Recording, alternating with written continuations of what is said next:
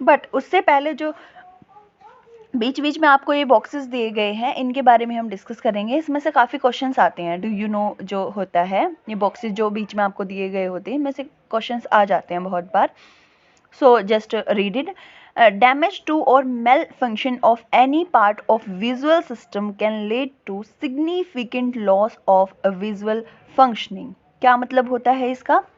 देखिए ध्यान से कि अगर थोड़ा सा भी कहीं पे कोई डैमेज हो जाता है या फिर कोई भी जो है आँखों के किसी भी पार्ट के अंदर थोड़ी सी भी दिक्कत हो जाती है, तो उससे हमें कंप्लीट जो हमारा विजुअल सिस्टम है उसकी मेल फंक्शनिंग हो जाती है, या फिर जो आँखें हैं हमारी वो प्रॉपर काम नहीं कर पाती। थोड़ा सा भी मान लीजिए कुछ आपके चोट लग गई या फिर हल्का सा मिट्टी चली गई, आपका खुद का हाथ लग गया, उससे भी बहुत ही ज़्यादा प्रॉब्लम हो सकती है आपकी आंखों में, because it is very sensitive. Okay, for example, if any of the structure involved in the transmission of light like cornea, pupil, eye lens, aqueous humor and vitreous humor, or those responsible for conversion of light to electrical impulse, मतलब क्या है कि कोई भी structure, कोई भी part जो कि लाइट की ट्रांसमिशन में हेल्प करता है, like cornea, pupil, eye lens, aqueous humour and vitreous humour, और जितने भी पार्ट हैं जो आँखों के अंदर लाइट ट्रांसमिशन में हेल्प करते हैं, वो रिस्पॉन्सिबल होते हैं। किस चीज़ के लिए रिस्पॉन्सिबल होते हैं? Conversion of light to electrical impulse, कि जो लाइट है उसको कन्वर्ट करना किसके अंदर? इलेक्ट्रिक इम्पल्स के अंदर, वो रिस्पॉन्सिबल होते हैं इस प्रोसेस के लिए। ठीक है, अगर आपको क्वेश्चन आ जाता है कौन रिस्पॉन्सिबल होता है, you can say that the structure which are involved in transmission of light like cornea, pupil, eye lens, whatever it is. ठीक है, लाइक द रेटिना और even the optic nerve that transmit these impulse to the brain. और optic nerve जो होता है हमारा, उसका main important work क्या होता है?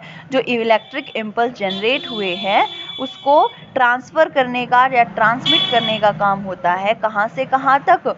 रेटिना से ब्रेन तक।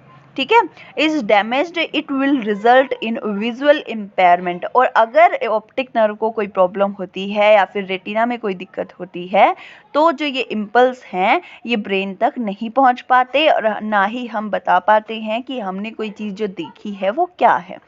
ठीक है, you might have experienced that you are not able to see objects clearly for some time when you enter from bright light to a room with dim light। ये obviously बात है, बहुत normal है कि आप अगर धूप में बैठे हैं थोड़ी देर के लिए, उसके बाद जैसे ही अंदर रूम के अंदर आते हैं, यानी बहुत ज़्यादा ब्राइट लाइट से अगर डिम लाइट के अंदर आते हैं, तो आप देख पाते हो कि हमारी आंखें जो हैं वो एकदम से प्रॉपरली क्लियर चीज़ें नहीं देख पाती है ना।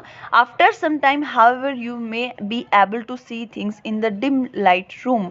और थोड़ी देर के बाद आप देखेंगे कि हमारी आंखें उस लाइट के साथ एडजस्ट हो जाती हैं और जो चीज़ें हैं जितनी वहाँ पर आसपास हैं हमारे, उनको देख पाती हैं। The pupil of an eye act like a variable aperture whose size can be varied with the help of iris. जो प्यूपिल है आईज का, वो एक ऐसा वेरिएबल अपर्चर का काम करता है कि जो साइज है वो बढ़ता घटता रहता है उनका, है ना। और किसकी हेल्प से? आइरिस की हेल्प से। ये सारी चीज़ें हम अकोमोडेशन में पढ़ेंगे, मैं आपको क्लियरली बताऊंगी। When the light is very bright, अगर जो लाइट है वो बहुत ज़्यादा ब्राइट है, the iris contract the pupil to allow less light to enter the eye. However, in the dim light, the iris expand the pupil to allow more light to enter the eye. Thus, the pupil open completely through the relaxation of iris. Iris क्या होता है? जो lens के just बाहर जो आपको ये दिखाई गई थी मसल टाइप स्ट्रक्चर, इसे हम आइरिस कहते हैं। मैंने आपको फंक्शन में बताया भी था।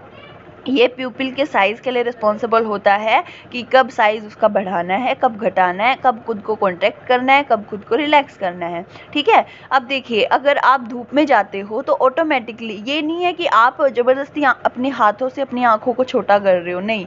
अगर जैसे ही आप धूप में जाते हो, लाइट बहुत ज़्यादा तेज़ है, तो आपकी आंखें जो है वो ऑटोमेटिकली बहुत छोटी हो जाती है, बहुत छोटी छोटी हो जाती हैं, जिससे कि जो लाइट है वो आंखों में कम एंटर कर पाए, है ना। और जैसे ही आप डिम लाइट रूम में कहीं पे आते हो तो ऑटोमेटिकली आपकी आंखें जो हैं, जो आपका प्यूपिल है आंखों का, वो एक्सपेंड हो जाता है, और कम्प्लीटली जितना मतलब एक्सपेंड हो सकता है उतना ही, और ज़्यादा लाइट को अपने अंदर अट्रैक्ट करने की, अपने अंदर जो है एंटर करने की परमिशन देता है। ठीक है, तो ये जो है काम होता है आइरिस का कि प्यूपिल के साइज को बढ़ाना घटाना एज पर नीड।